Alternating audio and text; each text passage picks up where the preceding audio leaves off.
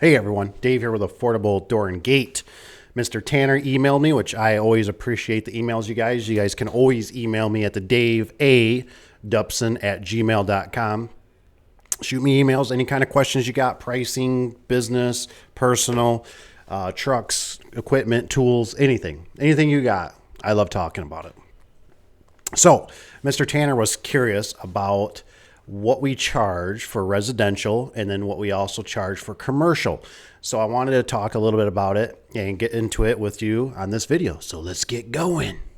Okay, so with residential, we charge $120. Now, take this with a grain of salt, right? Because you got to remember that this is a made up number, right? This is fictitious. This is fairy tale dust because everybody's situation is different, right? Depending on your overhead. Do you got a building? Do you got a fleet of trucks? Do you got a fleet of scissor lifts? Do you got a fleet of guys? Do you got secretaries? Your overhead, all these things, right? So all these things play a factor. Another thing you got to consider too, depending on how the economy's doing, right? You might have to scale it back. You might have to increase it. It just depends. Right now we're going through a slow time. And so with the economy, things, you might not want to try to push your luck depending on if the telephone queue is packed, the messages and the quotes and everything, and you're making sales. That's a different story. But so with the service calls, right, that basically gets you an hour, for 120 gets you an hour. Now I leave it up to the technicians, right? It's up to them because they might go there and they might say, well, you really need a new garage door. There's no way I can fix this. Or by the time I add, you got two springs, you need struts, your panels are damaged, everything, the weather seal's all chewed up everywhere. It's just not making any sense.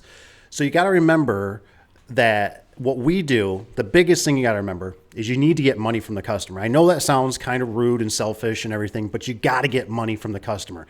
You took the phone call, you took the time, you took the liability to crashing and rolling your van or killing somebody else on the road, the tires, the brakes, the oil changes, all these things, right? You got to factor that in there. So when you show up, but now here's the thing, you need to be a good boy or a good girl, and you need to make sure you do your due diligence, which is you need to make sure this is all relayed on the phone, right? Look, for somebody to come out there, it's $120, and I've urged the secretaries or technicians, right, in the business before. I've always mentioned to them, like, look, everything is free over the phone. We got FaceTime now. We got all this technology at our disposal. I will do free service all day long over the phone, right? That's totally fine. But as soon as that vehicle hits that road, we need to get paid. When we show up, we need to get paid. We need money because we took a chance, right? We're out there. We could be out doing something else. We got that big risk that you could get into a car accident. Some bonehead could run into you. We got everything that adds up, right? The fuel.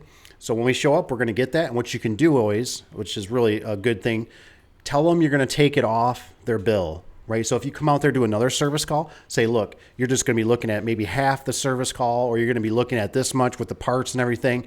But you need to collect something, or say, look, the 120 is going to be taken off your brand new door price, right? Because that's going to lock the customer in. And that's what you want to do. You need to lock them in because they're going to go, and even if they call somebody else and maybe they're another $100 or $200 or $400 higher, or lower, I shouldn't say higher, they're going to probably use you, you know what I mean? Because they know they already invested some money. So it's that coupon, right? It's that discount. They're going, I already spent the money. I'm just going to use this person. So we're just going to roll with it. So let's talk about commercial next. All right, let's talk about the commercial. So commercial, we do charge $169. So we do charge a little bit more. And the reason being is that typically with commercial, not always. It's a little bit more time to get in. You got to sign in. Sometimes you have to do a safety course. Sometimes you have to bring a scissor lift. It's just you got to walk farther with the tools, things of that nature. So with commercial, the price goes up a little bit. And we basically do the same thing. They basically get like an hour worth of service. It's discretionary, right?